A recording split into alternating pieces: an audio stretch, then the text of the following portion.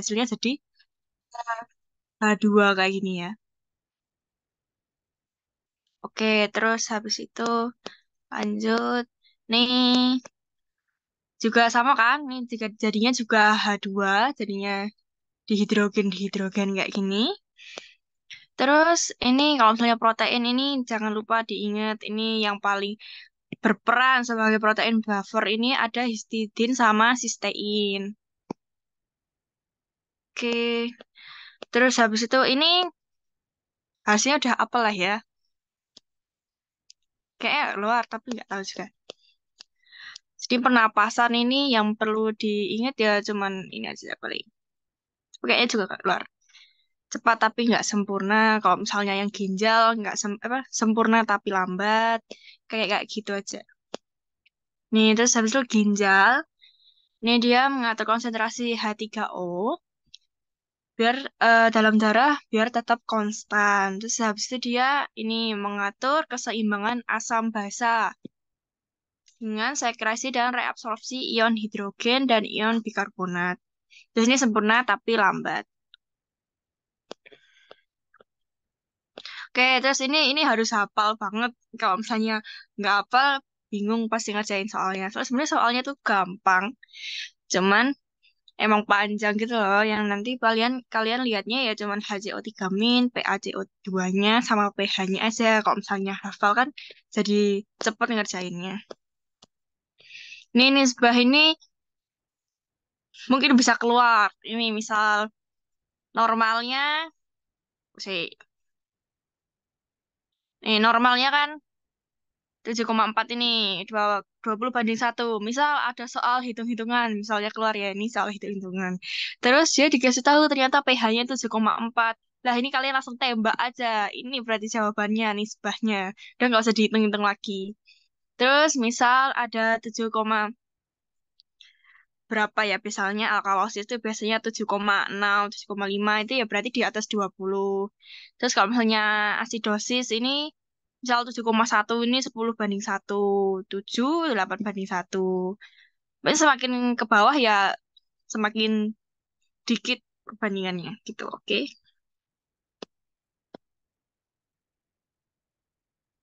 Ini juga jangan lupa diingat-ingat karena ya gampangin kalian aja. Terus misal nih asidosis metabolik, berarti kalau metabolik HCO3-nya yang kurang. Penyebabnya ini biasanya kalau misalnya skenario ini sering banget dia diabetes mellitus. Diare juga. Terus ini ya dibaca-baca aja buat bantu identifikasi soal. Terus kompensasinya nih hiperventilasi. Jadi perlu diingat juga kalau misalnya asidosis metabolik, berarti dia kompensasinya alkalosis respiratorik. Terus kalau misalnya asidosis respiratorik, berarti kompensasinya alkalosis metabolik kayak kayak gitu ya. Jadi kalau misalnya ini ada skenario, terus misal dia tuh ternyata menderita diabetes mellitus, terus habis itu dia ternyata udah ngelakuin hiperventilasi. Pokoknya dia nafasnya dibuat anu hiperventilasi. Pokoknya ada yang menunjukkan tanda-tanda kayak gitu. Nah itu berarti jangan langsung jawab nggak terkompensasi. Berarti kalau misalnya ada hiperventilasinya berarti dia terkompensasi kayak gitu ya mikirnya. Ini notesnya jangan lupa dibaca-baca. Terus asidosis respiratorik ini berarti kalau respiratorik berarti CO-nya, CO2-nya. Kalau asidosis berarti CO2-nya berlebihan karena kan CO2 asam. Ini penyebabnya ya biasanya paling banyak nih PPOK ini ya. Asma, pneumonia, gitu-gitulah. Terus kompensasinya kalau misalnya respiratorik ya berarti dia kompensasinya di HCO3-nya. Berarti diubah H2CO3-nya jadi HCO3- pakai enzim karbonat anhidrase. Terus kalau misalnya respiratorik berarti kompensasinya pasti ada peran dari ginjalnya. Jadi ada peningkatan ekskresi ion hidrogennya di ginjal.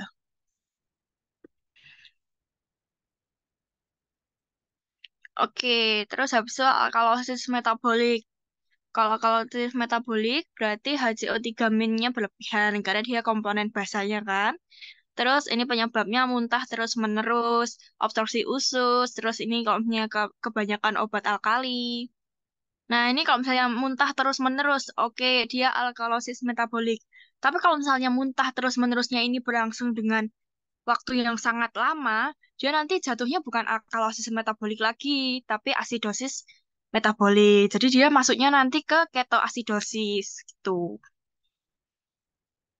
Terus ini kompensasinya hipoventilasi ya, kebalikannya sama yang tadi ya. Kalau misalnya alkalosis metabolik berarti kompensasinya asidosis respiratorik, hipoventilasi gitu.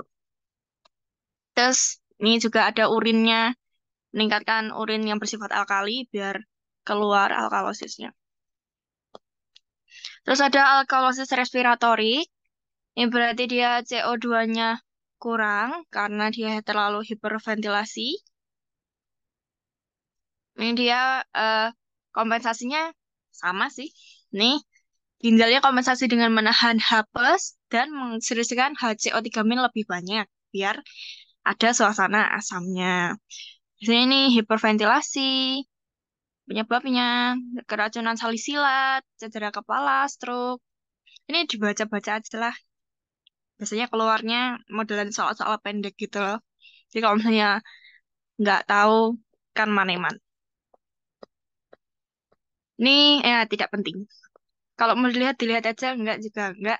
Ini udah pada tahu kan, terkompensasi sama nggak terkompensasi. Caranya, ya lihat pH-nya dulu. Kalau misalnya, nih bentar-bentar.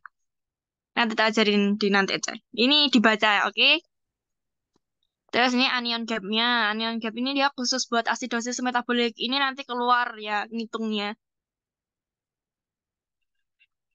Dia pokoknya ada natrium, kalium, klorida, sama HCO 3-min. Ini pokoknya yang plus-plus itu dijumlah dulu, baru dikurangi sama yang min-min. Ini kayak plus-plus, min-min. Tuh. Terus ini nilai normalnya 8 sampai 16. Tapi biasanya nggak terlalu hafal juga nggak apa-apa. Soalnya pasti anion gap itu dia nilainya tuh besar gitu loh.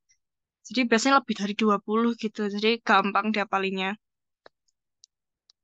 Nah, terus ini juga keluar ada yang normal, ada yang meningkat. Kalau ini kalau normal tuh ada hiperklorida, anhidrasa karbonik inhibitor, renal tubular acidosis, diare, small bowel fistula.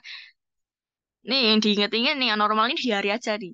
Lainnya kalian nggak ngerti terlalu kan ya tidak perlu, tidak akan keluar. Nah, kalau yang meningkat ini agak PR. Ini ketoasidosis ini pasti meningkat.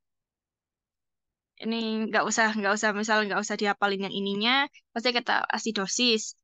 Terus ada renal failure, asam laktat, asam salisilat, gitu-gitu. Oke. Nah, ini gampangnya kayak gini. Kalau misalnya nemu soal skenario, lihat dulu pH-nya kan. Yang pertama lihat pH-nya dulu. Apakah naik, apakah turun? Kalau misalnya turun, berarti dia asidosis. Kalau naik, alkalosis. Terus lihat dulu HCO3-nya boleh, POCO2-nya juga boleh. Kalau misalnya, misal kita lihat, oh PC, PaCO2-nya naik. Nah, ternyata HCO3-nya juga naik. Itu berarti jelas terkompensasi. Jadi lihatnya kayak gitu. Kalau misalnya dua-duanya sama-sama turun, itu juga jelas terkompensasi. Jadi lihatnya kayak gitu aja. Kalau misalnya pertanyaannya apakah terkompensasi, apakah tidak gitu. Terus, kalau misalnya nggak terkompensasi ya berarti kalian lihat salah satunya, terus mana yang sehubungan sama pH-nya. Misal kalau misalnya pH-nya turun, berarti asidosis. pH turun asidosis, terus habis itu CO2-nya naik, kan berarti kebanyakan asam, berarti dia asidosis. Ternyata HCO3-nya turun. Turun kan, kalau HCO3-nya turun, oh enggak. HCO3-nya bukan turun. Ini jadinya HCO3-nya normal. Berarti dia asidosis respiratorik tidak terkompensasi. Kalau misalnya asidosis respiratorik pH-nya turun, PaCO2-nya naik, kan ini asam ya, acidosis respiratorik. Terus HCO3-nya turun. Ketika HCO3- turun, berarti basanya sedikit, berarti dia juga mengarah ke asam, berarti asidosis respiratorik dan asidosis metabolik kayak gitu ya. Nanti kalau misalnya bingung, raisin aja ya, atau langsung ngomong nggak apa-apa. Sini latihan soalnya yang kemarin. Kalau ada soal kayak gini, terus kalian yakin datanya ini lengkap, langsung lihat ke sini aja. pH-nya ini asam, 7,25 kan, normalnya 7,35 sampai 7,45. Berarti asam, asidosis ya. Terus habis itu PaCO2-nya 25. PaCO2-nya sedikit berarti dia alkalosis. Terus HCO3-nya dia rendah kan, berarti dia asam. Berarti ini sejalan sama pH-nya, HCO3-nya sejalan sama pH-nya, berarti asidosis metabolik. Terus PaCO2-nya ini nggak normal juga kan? Nggak normal, dia rendah, berarti dia alkalosis, berarti dia terkompensasi gitu ya. Jadi lihatnya kalau misalnya pertanyaannya misal asidosis metabolik terkompensasi sama tidak terkompensasi gitu ya. Berarti tinggal lihat aja misal 7,25, oh dia rendah. Berarti asidosis PaCO2-nya. Terus habis itu oh enggak, misal kalian lihat PaCO2-nya rendah. Ini rendah ya 25, HCO3-nya rendah juga. Ini yang sejalan sama pH kan HCO3-nya sama-sama asidosis. Tapi kalau misalnya kalian lihat, ini kan berarti sama-sama turun kan. Nah, ini kalau misalnya PaCO2 sama HCO3-nya ini sama-sama turun, berarti dia terkompensasi. Kalau misalnya PaCO2 sama HCO3-nya sama-sama naik, terkompensasi juga. Tapi kalau misalnya ada pertanyaannya, asidosis metabolik, tetap kalian harus lihat salah satu dulu mana yang sesuai sama pH-nya kayak gitu. Terus kalau misalnya, aduh, anion gap-nya, anion gap-nya tinggal dihitung aja ya. Ini 135 ditambah K-nya 1,2 dikurangi klor sama HCO3-nya nih. Nih jadinya nanti 24. Tuh, maksudnya biasanya hasilnya itu kayak setinggi-tinggi ini gitu loh. Jadi kan amannya kan 8 sampai 16 gini. Jadi ya diingat aja. Pokoknya kalau udah lebih dari 20, itu berarti udah meningkat anion gap-nya. Nih, misal ini dia sering buang air kecil, ini kan berarti diabetes, diabetik kita asidosis tuh bisa kayak gitu, makanya meningkat. Kalau misalnya kalian baca, kalau misalnya kalian males gitu lihat, oh ternyata dia sering buang air besar gitu. Oh, berarti dia diare. Nah, diare tadi kan anion gapnya normal kan, nah, langsung tembak aja, misalnya kayak gitu. Jadi kalau misalnya malas ngitung sih, kayak gitu. Tapi kalau mau aman ya dihitung. Tuh, oke, kita lanjut yang kedua, praktikum.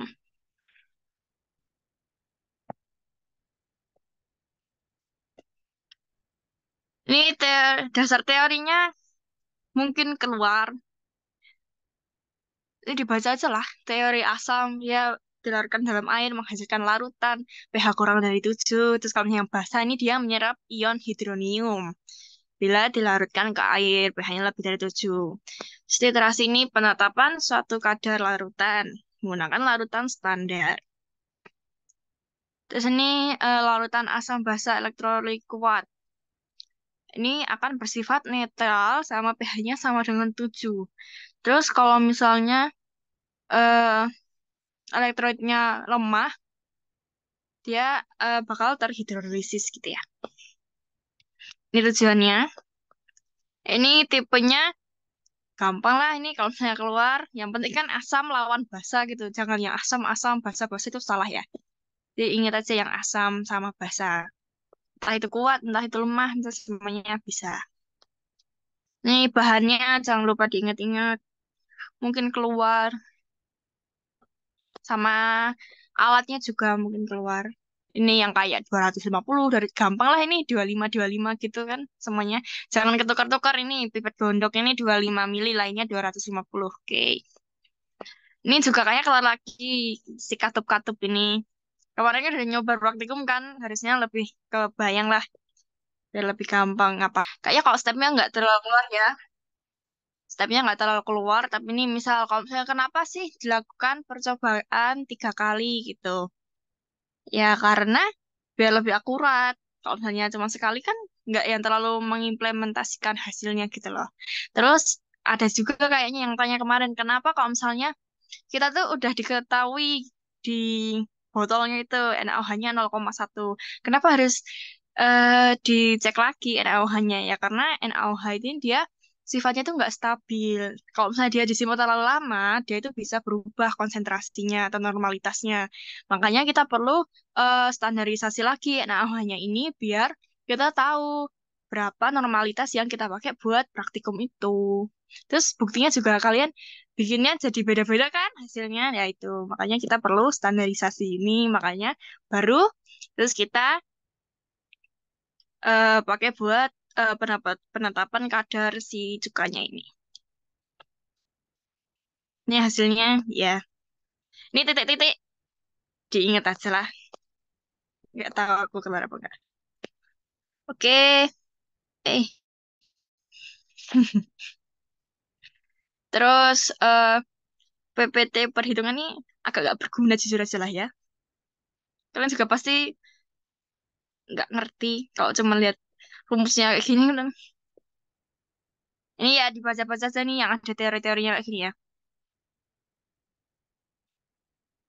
Oke, terus kita latihan soal. Ya lumayan mirip-mirip lah, tapi berbeda. Ini kayak soal kalian yang kemarin tuh. Soal asam oksalat, itu dia asam lemah ya. Berbasa dua. Ingat, berbasa dua itu berarti N-nya ada dua. Jadi jangan terkecoh kalau misalnya mau ngitung. Terus sebanyak 10 mili larutan asam oksalat diencerkan dengan air sampai volumenya 100 mili. Larutan ini digunakan untuk menitrasi 20 mili larutan NaOH 0,5 0,2 M dengan indikator itu. Terus bila titik akhir titrasinya diperoleh saat volume asam oksalatnya mencapai 50 mili, maka konsentrasi asam oksalat awalnya berapa? Tanya awal. Ini angka yang banyak, jangan bingung. Jadi awalnya dia 10 mili. Terus dia diencerin sampai volumenya jadi 100 mili. Jadi dari 10 dia jadi 100. Berarti otomatis konsentrasinya bakal berbeda karena dia udah dicampur sama air gitu ya. Terus nih dia bakal nitrasi pakai lawannya ini. Duh, lagi. Bentar, bentar. Nih pakai NaOH 20 20 mili 0,2 M. Terus dititrasi akhirnya sampai 50 mili. Nah, ini kan ada banyak kan angkanya, jangan bingung. Jadi eh mencapai 50 mili ini tandanya dari 100 kan jadi 50. Tapi apakah kalian menambahkan air? Kan enggak. Makanya berarti 50 mili ini konsentrasinya akan sama dengan 100 mili gitu. Jadi caranya kita pakai yang rumus titrasi ya. M1 kali V1 kali konstantanya. Ini N-nya maksudnya ya. Terus M2 V2 kali konstantanya juga. Oke, misal yang M1 ini kita pakai yang asam oksalat ya. Jadi M1-nya belum diketahui, kan kita cari. Terus volumenya, yang pertama kita ambil yang 50 ini. Terus ini N-nya ada 2, jadi A-nya 2. Terus ini yang M2 ini punya NaOH ya. Elek tenan tulisannya. Ini NaOH, ini 0,2 M. Jadi volumenya 20. Terus ini NaOH ini OH-nya cuma satu kan, berarti A-nya 1. Oke, terus coret-coret. Oke, berarti M1-nya 2/50 gini. Oke, nah berarti kita udah dapet nih molaritasnya si asam oksalat waktu dia 50 mili. Waktu dia 100 mili juga sama aja kan ini ya, karena dia sama. Jadi kita pakai yang 100 mili ini buat nitrasi sama yang 10 mili ini. Jadi 50 milinya udah nggak dipakai lagi. Jadi karena ini sama-sama asam oksalat, jadi A-nya ini boleh kita hilangin karena N-nya sama kan, bisa langsung dicoret. Jadi langsung aja M1V1 sama dengan M2V2. Nih M1-nya kita pakai yang 10 ya. Volumenya pakai yang 10. M2-nya ini 2/50, terus yang 100. Gini. Oke, ini coret 2. M1-nya sama dengan 4/10 ya. Oke, jadi 0,4 M. Gini. Nanti ada soal juga kayak gini, kalau misalnya keluar ya. Ya. Kalau misalnya keluar, tapi nanti diubah-ubah gitu lah. Tapi ya kayak gini caranya. Nggak usah bingung. Oke, lanjut. Ini mau difoto. Kalian recording? Yes, nggak apa-apa. Terus, oke, terus ini. Untuk menentukan konsentrasi larutan HNO3, diambil sekitar 25 mili larutan tersebut. Kemudian dititrasi dengan larutan NaOH 0,3 M. Ini datanya segini. Ini kalau misalnya lihat soal kayak gini, ini masuknya soal gampang ya. Misal diambil sekitar 25 mili, ini nggak usah dipeduliin, karena kan kita cuma ngambil aja, nggak perlu kita ukur segimana-gimananya gitu loh. Emang diambil buat dititerasi gitu. Nah, terus habis ini percobaan, volumenya ini ada 2, berarti kalian harus rata-rata dulu. Nih, HNO3-nya 20 tambah 30, berarti berapa? 50 bagi 2, 25 mili HNO3-nya. Terus kalau NaOH-nya, ini dia 20 sama 10, berarti 30 ya. Berarti bagi 2, 15 mili. Oke, terus ini konsentrasinya yang ditanya, konsentrasinya HNO3. NaOH-nya udah diketahui. Ini sama ini rumusnya. M1V1 kali A, rumus literasi ya. M1-nya kita misal pakai yang HNO ya, yang dicari. HNO. HNO3. Ini NaOH. Sorry ya, tulisanku jelek banget. HNO3, terus habis itu ini volumenya udah kita cari tadi, 20 tambah 30, 25. Terus HNO3 ini hanya cuma satu ya, berarti A-nya 1. M2-nya, NaOH ini M2-nya 0,3. Terus V2-nya, ini NaOH yang tadi berapa? 30, 15. Sama A-nya, OH-nya cuma satu ya, berarti 1. Jadi M1 sama dengan WLE dibagi 5, 3, bagi 5, 5, 9/50 gini gak sih? Ya, 18/100. Nanti kalau misalnya aku salah hitung ya kalian benerin ya. Ya pokoknya caranya kayak gini. Nih, 0,18 M. Berarti gini konsentrasinya. Terus ini HCl direaksikan sama NaOH. Terus nilai pH-nya berapa? Nah, ini kan asam kuat nih. Asam kuat, ini basa kuat. Nanti kalau misalnya ada soal langsung, misal soalnya ada jawaban 7 gitu. Kalian mau jawab 7 apa enggak? Jangan ya. Jadi walaupun dia sama-sama kuat, tapi kita tuh tetap harus lihat molnya. Kalau misalnya molnya nggak setara, ya pasti akan condong ke salah satu sisi gitu. Nah, ini rumusnya mol itu kan sama dengan molaritas dikali volume gitu ya. Berarti mol HCl sama dengan ini molaritasnya 0,03 dikali 100 volumenya. Berarti jadinya 3 milimol. Jangan salah itunya ya, karena dia akan mili. Terus habis itu NaOH-nya, molaritas NaOH-nya ya 0,01 kali 100. Berarti jadinya 1 milimol. Ini. Nah, terus kalian reaksiin. Ini agak panjang tapi nggak susah kok. HCl plus NaOH jadinya NaCl plus H2O. Ini bentuk MR.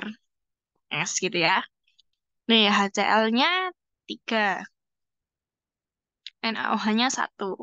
Jadi kan kalau kayak gini kalian nguranginnya pakai yang terkecil kan. Berarti kurangi 1, kurangi 1. Ini karena koefisiennya juga 1, kita langsung tulis 1. Kalau yang bagian kanan ini kan ditambah kan, jadi dia tetap turun 1. Kalau yang di bagian kiri ini kan dikurang, jadi ini jadi 2 gitu. Oke, ini 2. Terus nih, HCl-nya kan sisa 2. Terus tanya pH-nya berapa? Ini kan bukan buffer ya, karena sama-sama itu. Jadi kita langsung anu bikin reaksinya. HCl itu kan H plus Cl min. Kalau misalnya ini dia 2 milimol, berarti kan H plusnya juga 2 milimol. Cl-nya juga 2 milimol, karena koefisiennya sama kan. Oke, terus habis itu kita bikin konsentrasinya. Tadi molaritas kan sama dengan molaritas kali volume. Sik.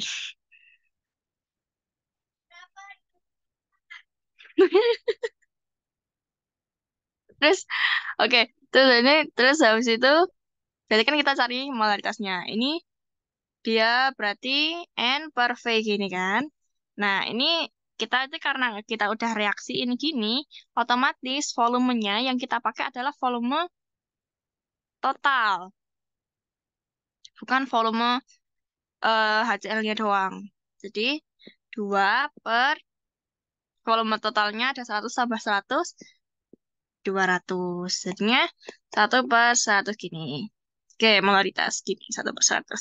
Terus ditanyanya pH-nya kan. Berarti kita H plus dulu. H plus. Karena dia asam kuat, berarti kan dia rumusnya Ma kali A gini ya. Berarti H plusnya sama dengan ini M-nya 1/100. Berarti bisa 10, kita tulis 10 pangkat min 2 ya. Kali A-nya karena HCl kan hanya cuma 1, jadinya cuma 1.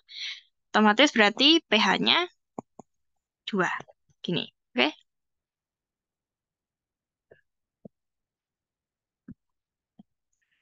Terus lanjut. Aduh, nih. Ini sama kayak tadi, cuman ini bahasa kuat ya. Ini asam lemah. Jadi kita pakainya buffer. Itu itu dulu kayak tadi. Normali apa? Salah. Molaritas itu sama dengan nih mol sama dengan M kali V. Berarti NaOH-nya tadi berapa? Oh, M-nya nggak diketahui. Terus V-nya 200. Berarti 200 M. Kita terus kayak gini. Terus HNO2-nya. Duanya ini juga nggak diketahui ya. Molar ya molaritasnya konsentrasinya. Jadi kita tulisnya 600 M gini. Terus bikin juga reaksi kayak tadi.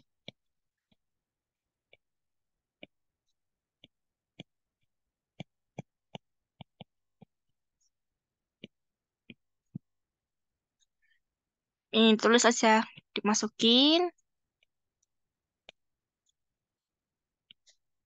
Kita kurangin sama yang kecil.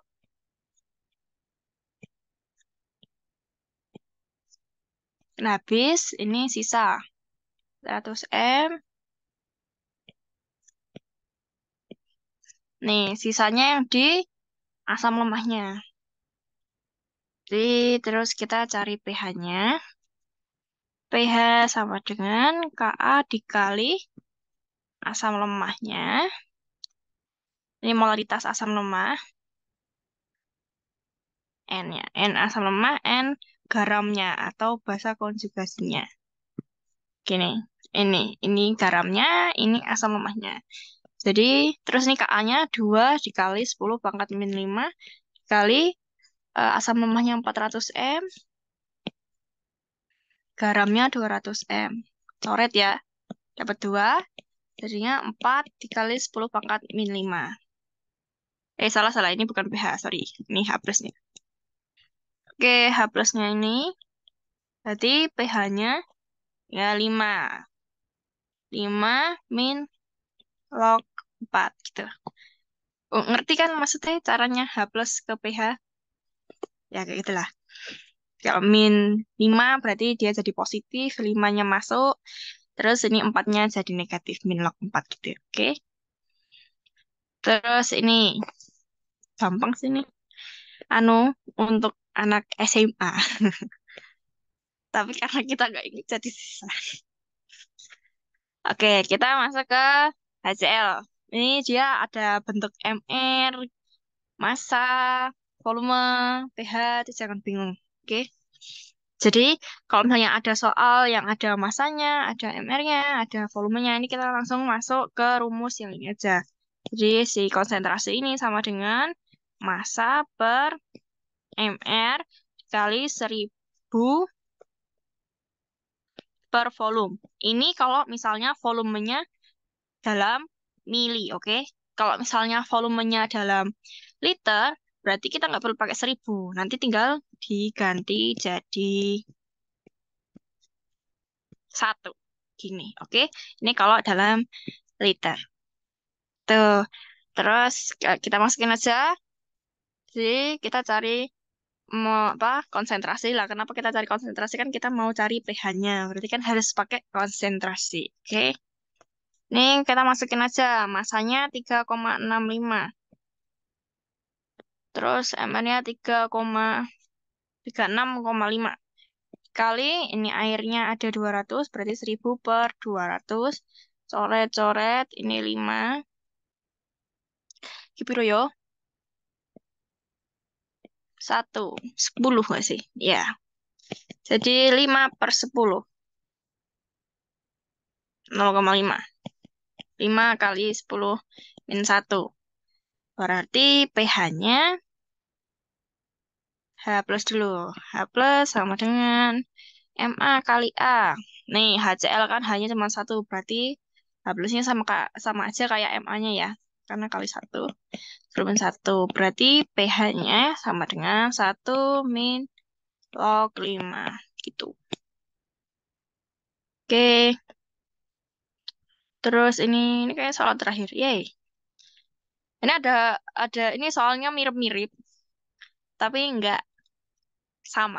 Tapi mirip kayak gini. Kalau misalnya kalian bisa ngerjain, harusnya bisa ngerjain bisa. Tapi kayaknya ada soal dari Mas Iki yang agak expert ya. Itu menghela napas saja. Menjadi soal bonus, kalau kalian minta itu bonus.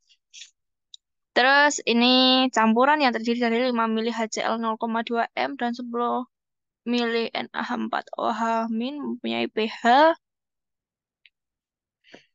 Oke, HCl ini asam kuat. NH4OH ini dia basa lemah. Ya, kita reaksikan dulu aja lah. Ini molnya HCl dulu. Mol HCl tadi M kali V ya, berarti 0,2 dikali 5. Jadi 1 milimol. Terus NH4OH itu dia berarti 0,2 dikali 10, berarti 2 milimol. Berarti direaksikan dulu HCl tambah nah 4OH NH4Cl plus H2O. HCl-nya 1, NH4-nya 2.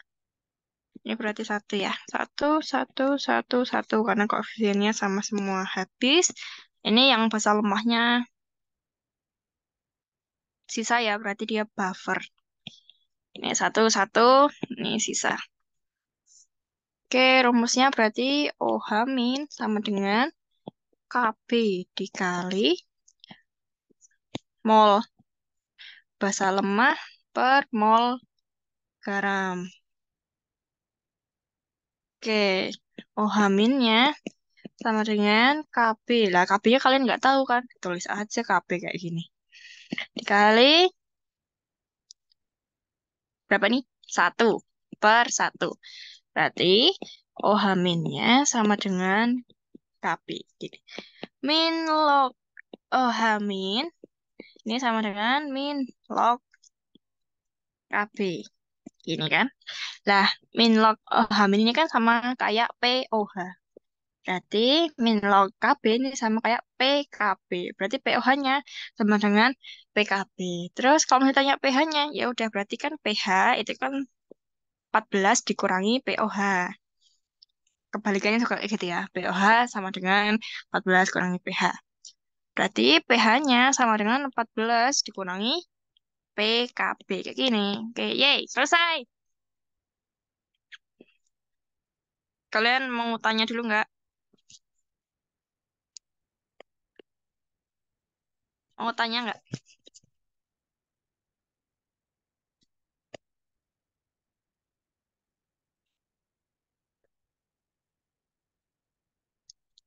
Lewat chat juga nggak apa-apa.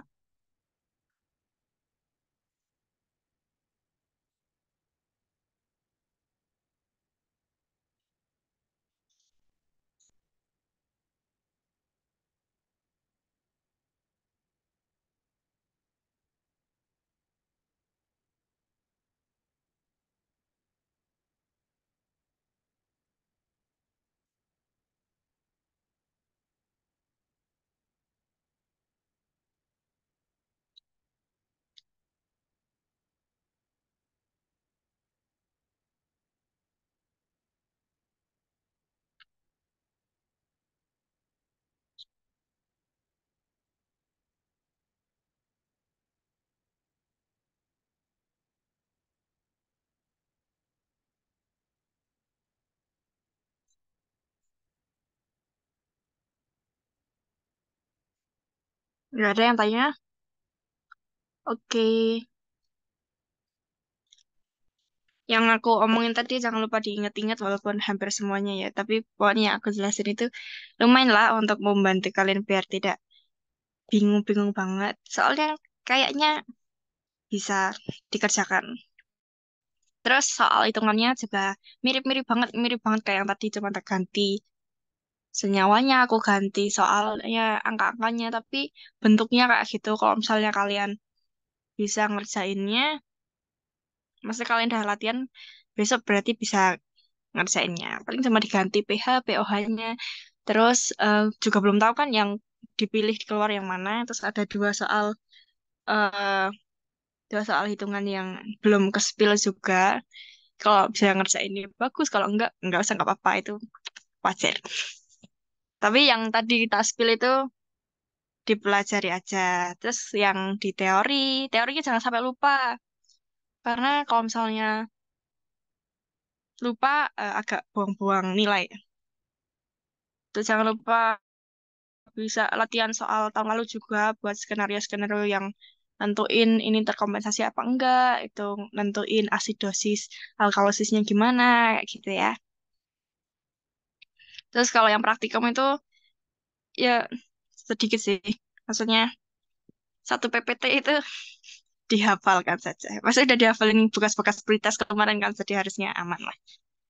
Udah, pokoknya yang tadi juga udah kalian record kan, dengerin lagi aja. Kalau misalnya nanti ada tambahan, mungkin ada aku kasih tahu lagi, oke? Karena soalnya belum kekumpul semua, tapi sudah, ya itu udah rata-ratanya udah aku omongin. Oke, semangat besok Kamis. Selamat menjalani kuliahnya. Semoga tetap semangat. Sebentar lagi libur, sebentar lagi OSC. Terima kasih. Jangan lupa masuk LKMI. Ini Kostramis ini. Jangan lupa daftar LKMI. Oke, oke. Jangan lupa masuk LKMI. Thank you, thank you. Selamat belajar.